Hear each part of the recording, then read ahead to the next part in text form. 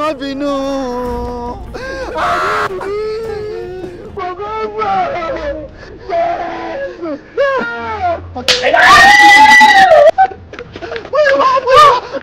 Come on, kid, I have to see.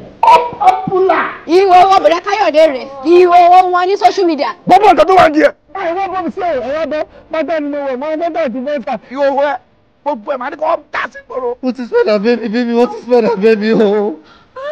Báwo ni Káyọ̀dé ṣe careless for label yìí náà? Àdúrà yẹn gbà ìgbésẹ̀ ní kẹ́ tètè gbé. Àdúrà wákàtí méjì lèmi rẹ̀ gbà. What? Ó gbiná.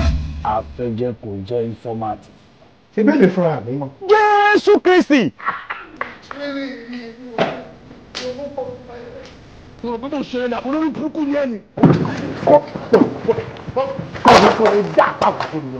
Tó bá láì dí sàn, ṣé kó pọ̀ sábẹ́ ìwọ náà ni? Ṣé kó pọ̀ sábẹ́ ìwọ náà ni? Jẹ́ kó pọ̀ sábẹ́ náà, jẹ́ kó pọ̀ sábẹ́ náà. Yóò dà fún ọ. Àmì máa. God will punish you. Amen.